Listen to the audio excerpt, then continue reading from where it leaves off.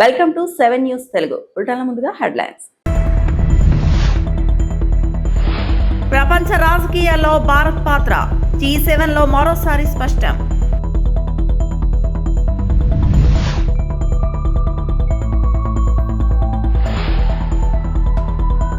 రంపచోడవరం నేతలతో వైఎస్ జగన్ కీలక సమావేశం.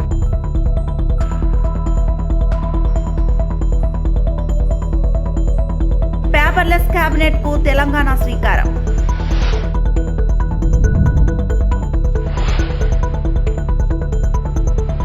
శ్రీవారిని దర్శించుకున్న మా ఇంటి బంగారం చిత్ర బృందం.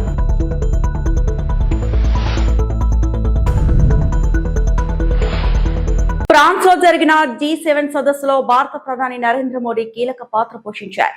ప్రపంచ నాయకులతో ద్వైపాక్షిక సమావేశాలు నిర్వహిస్తూ అంతర్జాతీయ సవాళ్లు, ఆర్థికాభివృద్ధి, సాంకేతికత, భద్రత వంటి అంశాలపై భారత్ అభిప్రాయాల్లో ప్రపంచ వేదికపై స్పష్టంగా వినిపించారు. G7 సదస్సులో భారత్ ప్రాధాన్యతను చాటి చెప్పిన ప్రధాన ఘట్టాలు ఇప్పుడు చూద్దాం.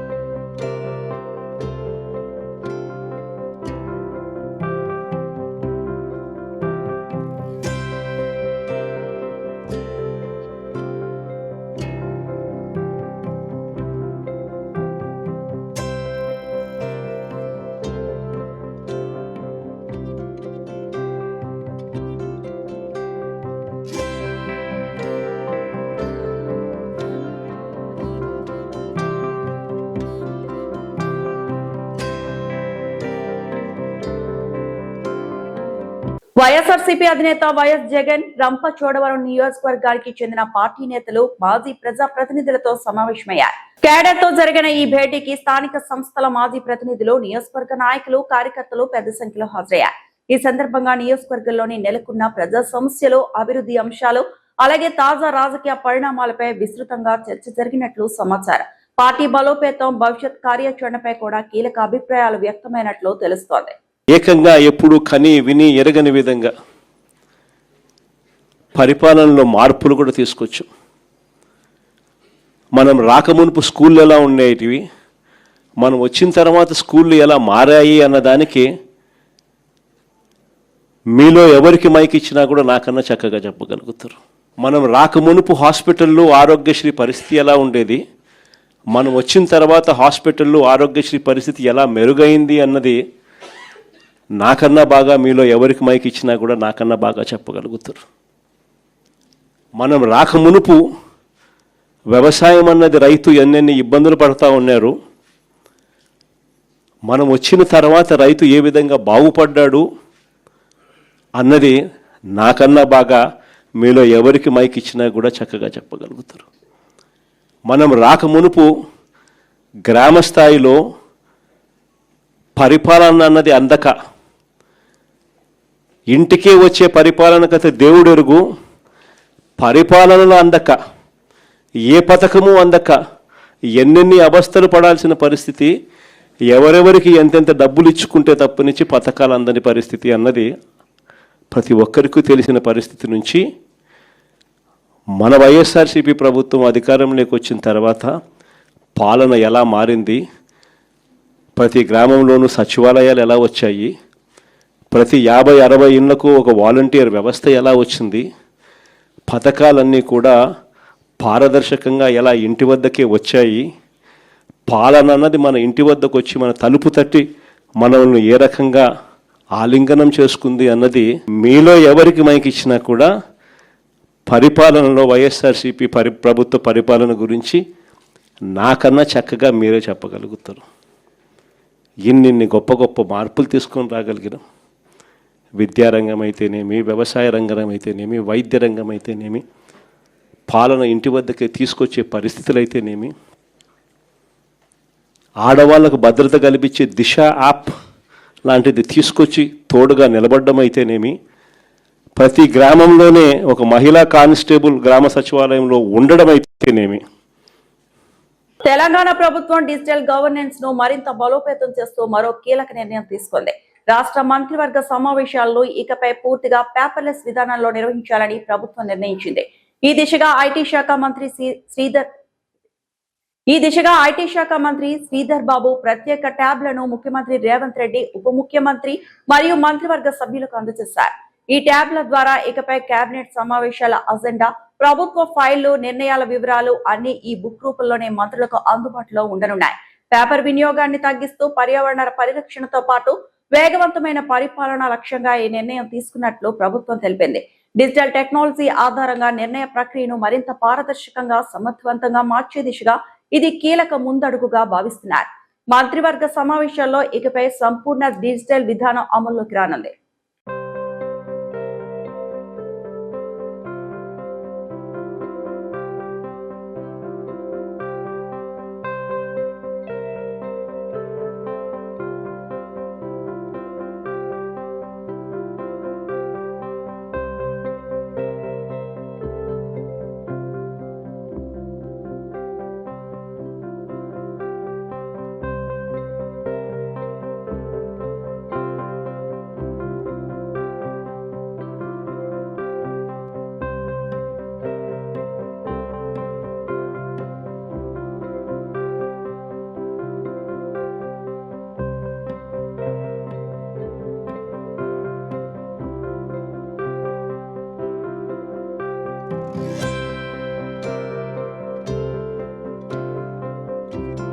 అనంతపురం నగరంలోని 9 డివిజన్లు, 18 కాలనీల ప్రజల 30 ఏళ్ల సమస్యకు శాశ్వత పరిష్కారం చూపిస్తున్నామని ఎమ్మెల్యే దగ్గుపాటి ప్రసాద్ తెలిపారు. నగరంలోని నడిమి వంకపై ఉన్న ఆక్రమణల తొలగింపును ఆయన కమిషనర్ జస్వంత్ కుమార్ తో కలిసి పరిశీలించారు. ఆక్రమణలు ఎక్కడ ఉన్నా తొలగించాలని, భవిష్యత్ ఇలాంటి పునరావృతం కాకుండా చూడాలన్నారు. ఈ సందర్భంగా ఎమ్మెల్యే దగ్గుపాటి మాట్లాడుతూ గతంలో జరిగిన నిర్లక్ష్యం వలన వంకలను ఆక్రమించి కొందరు నిర్మాణాలు చేపట్టారన్నారు. ఈ ఆక్రమణలతో నీరు ముందుకు వెళ్లక వర్షం వస్తే 18 కాలనీల ప్రజలు బిక్కుబిక్కుమంటూ గడిపే పరిస్థితి ఉందన్నారు. 30 ఏళ్లుగా ఉన్న ఈ సమస్యకు పరిష్కారం చూపిస్తున్నామన్నారు. వంకపై ఆక్రమణలు తొలగించి నీటి ప్రవాహానికి ఇబ్బంది లేకుండా చూస్తున్నామన్నారు. నగరంలో ఎక్కడ ఆక్రమణలు ఉన్నా ఉపేక్షించమని, ఇది భవిష్యత్ ప్రయోజనాల దృష్ట్యా తీసుకుంటున్న చర్యలు మాత్రమేనన్నారు. తాము చేపట్టి చర్యలకు ప్రజలంతా సహకరించాలని, ఇది ప్రజల కోసం పనిచేసే ప్రభుత్వం అని ఎమ్మెల్యే దగ్గుపాటి స్పష్టం చేశారు. కళ మా కాలనీ ప్రజలకి తీరింది. రోజు దాదాపు 30 ఏళ్ల నుంచి అంటే అనంతపూర్ టౌన్ పెరుగుతూ వస్తూ ఉంది. గతంలో ఈ నడిమొంక చాలా వెడల్పుగా ఉండేది. ఎంక్రోచ్మెంట్స్ పెరుగుతూ ఈ నడిమొంక చాలా చిన్నగా అయిపోయి దాదాపు వర్షం వచ్చినప్పుడల్లా 18 కాలనీలు ఈ నడిమొంక వల్ల ఎఫెక్టెడ్ అవుతూ వచ్చాయి. అంటే దాదాపు 9 డివిజన్లు, 18 కాలనీలు. దానిలో భాగంగా ఇక్కడ అంటే గతంలో ఉండే వంకని కొంతమంది కబ్జాదారులు ఈ వంకను ఆక్యుపై చేసుకొని ఉన్నారు. దాన్ని ఈరోజు క్లియర్ చేయించడం జరిగింది. క్లియర్ చేయించిన దాని నుంచి నిన్న పడిన వర్షానికి కానీ ఎక్కడే కానీ చిన్న ఒక కాలనీ కానీ ఎఫెక్ట్ అవ్వలేదు. ఇదంతా కేవలం మా ముఖ్యమంత్రి నారా చంద్రబాబు నాయుడు గారి చలువ, అలాగే మా యువ నాయకుడు, భవిష్యత్ నాయకుడు నారా లోకేష్ గారి చలువ అని చెప్పేసి తెలియజేస్తా ఉన్నాను. ముఖ్యంగా గత 30 ఏళ్ళ నుంచి ఈ కాలనీ ప్రజలు, కాలనీ వాళ్ళు ఎప్పుడు వర్షం వచ్చినా బిక్కుబిక్కుమంటూ రాత్రంతా మేల్కొని ఎప్పుడు నీళ్లు మా ఇండ్లలోకి వస్తాయని భయపడుతూ ఉండేవాళ్ళు. కానీ ఈరోజు దీనికి ఒక శాశ్వత పరిష్కారం ఎవరైతే కబ్జా చేశాడో అతనితో మాట్లాడి ఈ ల్యాండ్ మొత్తం మా మున్సిపాలిటీకి సంబంధించిన ల్యాండ్, దాన్ని మా కమిషనర్ గారు అయితేమి అలాగే మా ఎస్సీ గారు మొత్తం దగ్గర ఉండి ఈరోజు క్లియర్ చేసి గత 10 రోజుల నుంచి ఇక్కడే కూర్చొని డే అండ్ నైట్ ఇక్కడే కూర్చొని మొత్తం దీనికి పరిష్కారం చేసిన దానికి మా కమిషనర్ గారికి ఎస్సీ గారికి ప్రత్యేకంగా ధన్యవాదాలు తెలుపుకుంటున్నాను. ముఖ్యంగా అనంతపురం లాంటి అర్బన్ ప్రాంతాల్లో ఈ ఎంక్రోచ్మెంట్స్ ముఖ్యంగా ప్రజలుగా అర్థం చేసుకోవాలి. దేనికంటే భవిష్యత్తులో మన పిల్లలు ఇబ్బంది పడకూడదు. ఎక్కడ చూసినా ఎంక్రోచ్మెంట్స్ ముందుకొచ్చి దాన్ని రోడ్లు ఆక్యుపై చేయడం, అలాగే డ్రైన్లు ఆక్యుపై చేయడం ఇవన్నీ అబ్జర్వ్ చేస్తూ ఉన్నాం. ఖచ్చితంగా వీటికి కానీ రేపొద్దున కానీ అంటే ఎవరైతే ఆక్యుపై చేశారో ఎంక్రోచ్మెంట్ చేశారో అవి కానీ 1 by 1 తొలగించుకుంటూ వస్తూ ప్రజలు ఇబ్బంది పడుకోకుండా చేస్తామని చెప్పేసి మాటిస్తూ, అలాగే ఇంకొకసారి మా ముఖ్యమంత్రి వారి గారికి అలాగే మా యువ నాయకుడు నారా లోకేష్ గారికి ధన్యవాదాలు. హైదరాబాద్ నగరంలోని బేగంపేట బ్రాహ్మణవాడిలో ఉన్న స్వామి రామానంద తీర్థ స్మారక మోడల్ పాఠశాలలో బీఆర్ఎస్ వర్కింగ్ ప్రెసిడెంట్ కేటీఆర్ సందడి చేశారు.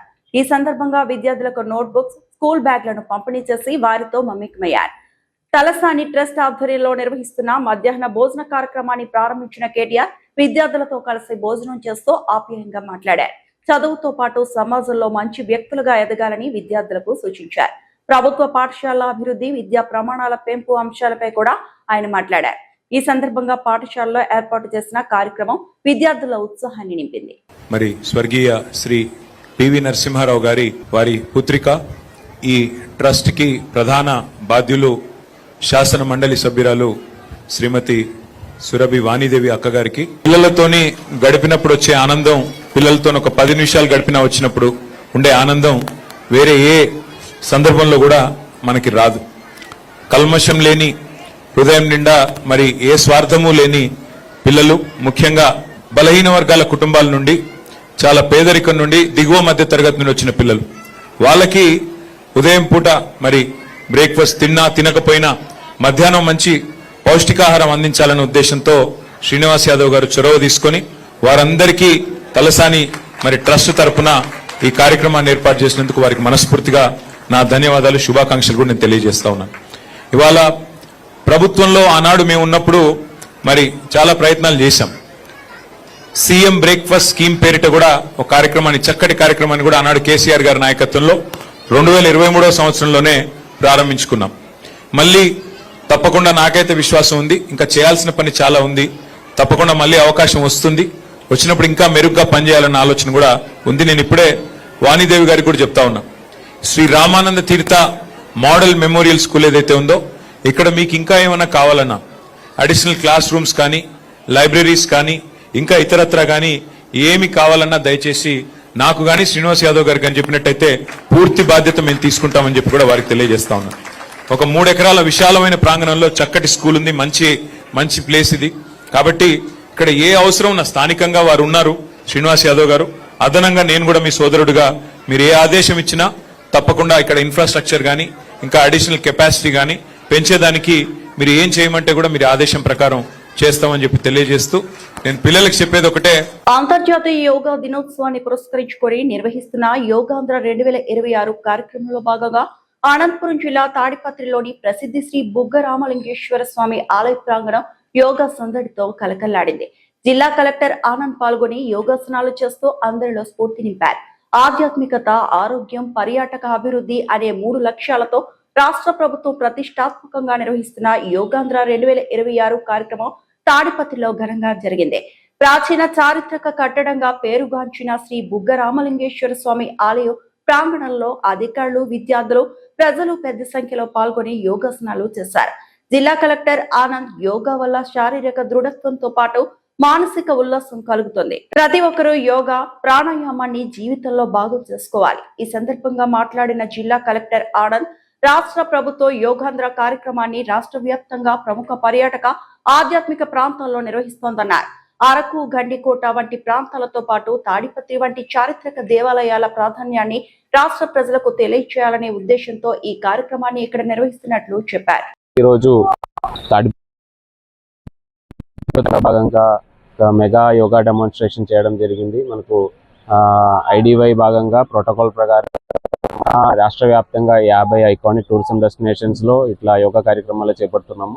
2 ఉద్దేశంతోనే చేస్తున్నాము. ఒకటి ఏంటంటే మన యోగా మీద ఉన్న అవగాహన అందరి దగ్గర పెంచుకోవడము, రెండోది మన దగ్గర ఉన్న టూరిజం ప్లేసెస్ జనాలకి బై టు అవేర్నెస్ వచ్చినట్టు. ఎందుకంటే ఇట్లాంటివి కార్యక్రమాలు టూరిజం డెస్టినేషన్లో జరిగినప్పుడు దీనికి సంబంధించిన న్యూస్ అదేవిధంగా ఇన్ఫర్మేషన్ అన్నీ కూడా ఎక్కువ మంది జనాలకి వెళ్ళడానికి అవకాశం ఉంటాయి.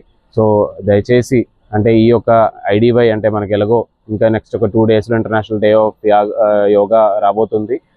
జిల్లాలో ఉన్న ప్రతి ఒక్కరికి నా విన్నపం ఏంటంటే దయచేసి ఈ యోగా కనీసం ఒక్కసారి అయినా ట్రై చేయాలి. ఎందుకంటే ప్రతి ఒక్కరు జిల్లాలో 25 లక్షల జనాభా ఉంది. జిల్లాలో ప్రతి ఒక్కరు కనీసం ఈ IDY భాగంగా కనీసం 1 రోజు 2 రోజైనా ట్రై చేయాలని కోరుతున్నానండి. కనీసం కొంతమంది అయినా ఇది కంటిన్యూ చేసినట్లు అయితే మనం ఈ యొక్క అవేర్నెస్ కార్యక్రమం చేసిన దీనికి కొద్దిగా లబ్ధి పొందుతాయని అనుకున్నాము. దీనివల్ల రకరకాల బెనిఫిట్ ఉన్నాయి. హెల్త్ పరంగా కావచ్చు, మనకు సొసైటియల్ బెనిఫిట్ కావచ్చు, మీకు ఇండివిజువల్గా సెల్ఫ్ కాన్ఫిడెన్స్ కావచ్చు, ఇవన్నీ కూడా బెనిఫిట్లు ఉన్నాయి. సో దయచేసి ప్రతి ఒక్కరు కూడా యోగా మీద దయచేసి అంటే చేయలేని వాళ్ళు కనీసం ఒకసారి అయినా ఈ యొక్క IDY క్యాంపెయిన్ భాగంగా దయచేసి ట్రై చేయాలని కోరుతున్నాను. జిల్లా వ్యాప్తంగా విలేజ్ లెవెల్ నుంచి జిల్లా స్థాయి వరకు కూడా IDY భాగంగా యోగా కాంపిటీషన్లు చేపట్టడం జరిగింది. దాంట్లో ఎవరైతే గెలిచిన వాళ్ళని అందరినీ కూడా స్టేట్ లెవెల్ కూడా పంపించడం జరుగుతున్నాయి. ఇదే కాకుండా ట్రైనింగ్ సుమారుగా 3 లక్షల మంది దాకా జిల్లా వ్యాప్తంగా ట్రైనింగ్ కూడా చేస్తున్నాం. అంటే అట్లీస్ట్ ఒక్కసారి అయినా వాళ్ళకి యోగా మీద అవగాహన కల్పించాలి. ఒక్కసారి అయినా ట్రైనింగ్ పాల్గొన్నట్లయితే వాళ్ళు స్వయంగా వాళ్ళ ఇంట్లో కూడా చేయడానికి అవకాశం ఉంది. ఎటువంటి ఇన్వెస్ట్మెంట్ లేకుండా మన ఓన్లీ టైం మాత్రమే ఇన్వెస్ట్ చేసుకుంటే మన హెల్త్ ఇంప్రూవ్ చేయడానికి అవకాశం ఉన్న ఒకే ఒక అవకాశం యోగా ద్వారానే దొరుకుతాయి. మిగిలిన మీరు జిమ్ చేయాలనే ఏదో ఒక గేమ్ ఆడాలంటే దానికి సంబంధించిన ప్రాప్స్ కానీ లేదంటే అడిషనల్ మెటీరియల్స్ కావాల్సిన అవసరం వస్తుంది. దీనిలో ఒకటే కావాల్సింది అంటే మీ టైం ఇచ్చినది అయితే మాత్రం ఇంకెటువంటి అడిషనల్. కర్నూలు జిల్లా పశ్చిమ ప్రాంతానికి RDS ద్వారా సాగు త్రాగునీరు అందించడంలో తెలంగాణ, కర్ణాటక ప్రభుత్వాలు అడ్డు చెప్పవద్దని తెలుగుదేశం పార్టీ రాష్ట్ర కార్యవర్గ కార్యదర్శి పాలకుర్తి తిక్కారెడ్డి విజ్ఞప్తి చేశారు. కృష్ణానది మేనేజ్మెంట్ బోర్డు ఇటీవల RDS కాలువలను పరిశీలించిన నేపథ్యంలో ఆయన ఈ వ్యాఖ్యలు చేశారు. ఇటీవల కృష్ణానది మేనేజ్మెంట్ బోర్డు అధికారులు RDS లెఫ్ట్ రైట్ కెనాల్ పరిశీలించారు. ఈ కార్యక్రమంలో కర్ణాటక, తెలంగాణ, ఆంధ్రప్రదేశ్ ఇరిగేషన్ అధికారులు పాల్గొన్నారు. ఈ సందర్భంగా కర్ణాటక ప్రభుత్వం కొనసాగిస్తున్న జల దోపిడీపై తెలంగాణ అధికారులు తమ అభిప్రాయాలు వెల్లడించినట్లు పాలకుర్తి తిక్కారెడ్డి తెలిపారు. బాచావత్ ట్రిబ్యునల్ సూచనల మేరకు కర్నూలు జిల్లా పశ్చిమ ప్రాంతానికి RDS ద్వారా 4 TMCల నీటిని వినియోగించుకునే హక్కు ఉందని పేర్కొన్నారు. ఇప్పటికే తుంగభద్ర ఎగువ ప్రాంతంలో కర్ణాటక అనేక ప్రాజెక్టుల ద్వారా దిగువ ప్రాంతాలకు రావాల్సిన నీటిని వినియోగించుకుంటుందని ఆయన ఆవేదన వ్యక్తం చేశారు. కనీసం RDS ద్వారా కర్నూలు జిల్లా ప్రజలకు కేటాయించిన 4 TMCల నీటిని వినియోగించుకునేందుకు తెలంగాణ, కర్ణాటక ప్రభుత్వాలు సహకరించాలని కోరారు. ముఖ్యమంత్రి నారా చంద్రబాబు నాయుడు కర్నూలు జిల్లా పశ్చిమ ప్రాంత నీటి సమస్యల పరిష్కారానికి వేదవతి, గుండ్రేవుల, RDS వంటి ప్రాజెక్టులపై ప్రత్యేక దృష్టి సారించారని తెలిపారు. వెనుకబడిన ఈ ప్రాంత అభివృద్ధికి ప్రభుత్వం తీసుకుంటున్న చర్యలకు ఇతర రాష్ట్రాలు సహకరించాలని విజ్ఞప్తి చేశారు. నిన్నటి దినమున కృష్ణా నది మేనేజ్మెంట్ బోర్డు వారు RDS లెఫ్ట్ వైపున, రైట్ వైపున పరిశీలించారు. అటు కర్ణాటక ఇరిగేషన్ అధికారులు అయితేనేమి, తెలంగాణ ఇరిగేషన్ అధికారులు అయితేనేమి, మన ఆంధ్ర ఇరిగేషన్ అధికారులందరూ కూడా కొంత మాట్లాడుకోవడం జరిగింది.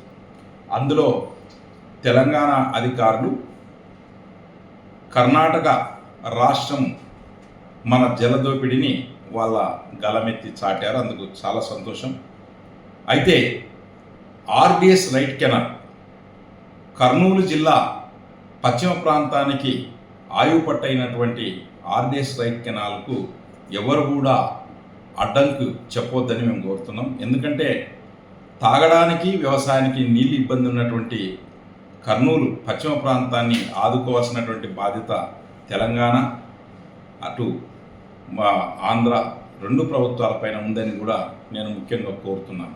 విజయనగరం జిల్లా బాడంగి మండలం వీరసాగరం గ్రామంలో మంగళవారం జరిగిన బంగారం చోరీ కేసును పోలీసులు ఛేదించారు. దీనిపై బుధవారం rural circle inspector S. Srinivasarao, Badangi sub inspector Suryakumari media సమావేశంలో మాట్లాడుతూ వీరసాగరం గ్రామానికి చెందిన జాగరాణ శంకర్రావు, సుజాతలో మంగళవారం మధ్యాహ్నం పొలం పనికి వెళ్లిపోయారని, ఈ క్రమంలో సుజాత ఆడపడుచు దత్తిరేజేరి మండలం విజయరాంపురం గ్రామానికి చెందిన మరడ వసంత మధ్యాహ్నం 1 గంట సమయంలో శంకర్రావు సుజాతల ఇంటిలో చొరబడి బీరువా తాళాలు పగలకొట్టి సుమారు 6 తులాల బంగారం వస్తువులను చోరీ చేసి వెళ్లిపోయిందని శంకర్రావు సుజాతలు ఇంటికి వచ్చి బట్టలు చెల్లాచెదురుగా పడి ఉండడం చూసి బంగారు వస్తువులు వెతికి చూడగా లేకపోవడంతో చోరీ జరిగిందని భావించి పోలీసులకు ఫిర్యాదు చేశారని వెంటనే పోలీసులు రంగంలోకి దిగి ఎవరెవరు ఆ సమయంలో వారి ఇంటి పరిసరాలు సంచరించారు అన్న విషయం తెలుసుకున్న తర్వాత మరలా వసంతపై అనుమానం వచ్చి ఆ గ్రామంలోకి వెళ్లి విచారణ చేయడానికి ముందు అక్కడి జంక్షన్ లో ఆమెను పట్టుకొని తనిఖీ చేయగా ఆమె వద్ద ఫిర్యాదుదారు వివరాల ప్రకారం అన్ని బంగారు వస్తువులు దొరకడంతో అరెస్టు చేసి కేసు నమోదు చేశామని తెలిపారు.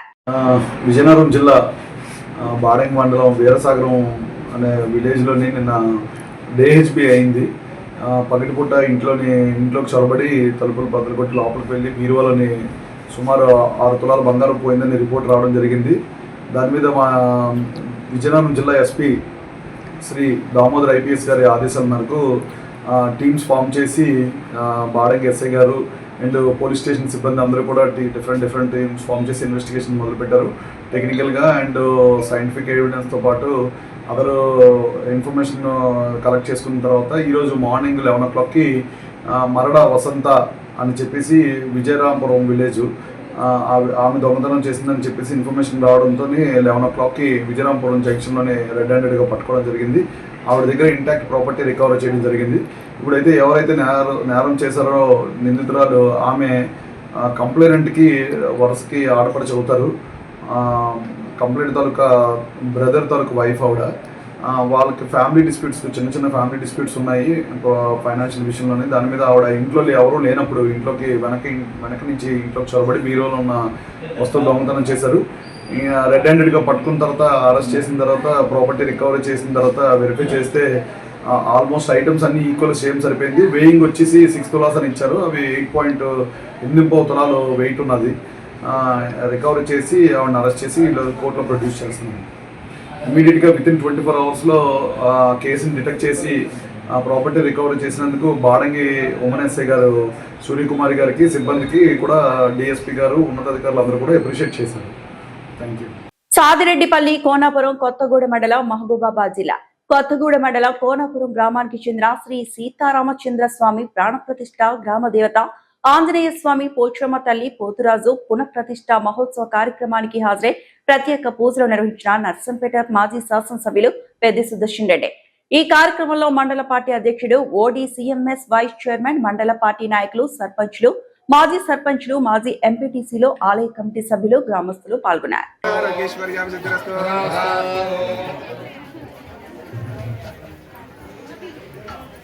రాజకీయ అనుభవ ప్రాప్త సిద్ధిరస్తు రాజేశ్వర్యాం సిద్ధిరస్తు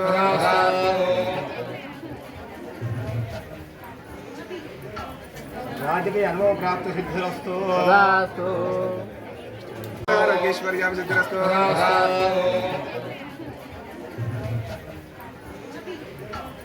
రాజకీయ అనుభవ ప్రాప్త సిద్ధిరస్తు రాజేశ్వర్యాం సిద్ధిరస్తు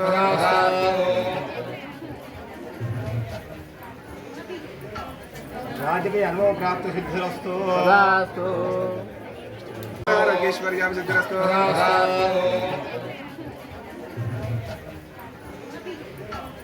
రాజకీయ అనుభవ ప్రాప్త సిద్ధిరస్తు రాజేశ్వర్యాం సిద్ధిరస్తు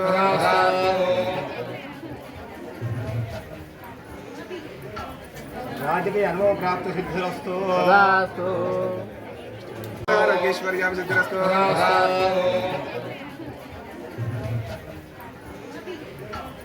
రాజకీయ అనుభవ ప్రాప్త సిద్ధిరస్తు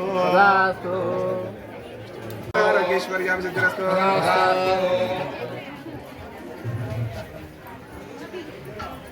రాజకీయ అనుభవ ప్రాప్త సిద్ధిరస్తు. తిరుమల శ్రీవారిని మా ఇంటి బంగారం చిత్ర బృందం దర్శించుకుంది. గురువారం విఐపి ప్రారంభ విరామ దర్శన సమయంలో నటి సమంత, ఆమె భర్త రాజ్, నిడిమోరు నటి శ్రీముఖి, దర్శకురాలు నందిని రెడ్డి స్వామివారి సేవలో పాల్గొన్నారు. టీటీడీ అధికారులు వారికి స్వాగతం పలికి దర్శన ఏర్పాట్లు చేశారు. దర్శన అనంతరం రంగనాయకుల మండపంలో పండితులు వారికి ఆశీర్వచనం చేసి స్వామివారి తీర్థ ప్రసాదాలను అందజేశారు. సమంత ప్రధాన పాత్రలో తెరకెక్కిన మా ఇంటి బంగారం జూన్ 19న విడుదల కానుంది.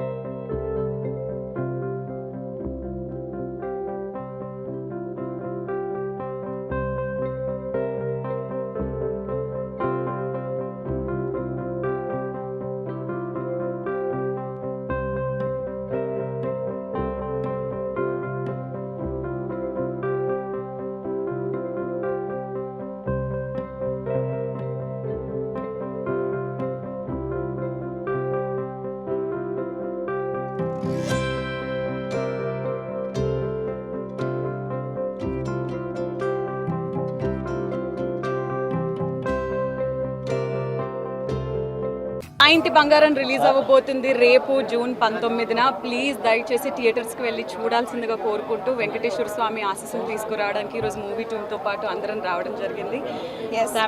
థ్యాంక్ యూ ఫ్యామిలీతో పాటు సినిమా చూడండి ఖచ్చితంగా. I'm sure you will enjoy it and thank you so much. Hero Venkatesh, దర్శకుడు అనిల్ రావిపూడి మరోసారి సంక్రాంతి బరిలో వినోదాలు పంచేందుకు సిద్ధమవుతున్న విషయం తెలిసిందే. అనిల్ దర్శకత్వంలో వెంకటేష్, కళ్యాణ్ రామ్ ప్రధాన పాత్రలో ఓ సినిమా రానుంది.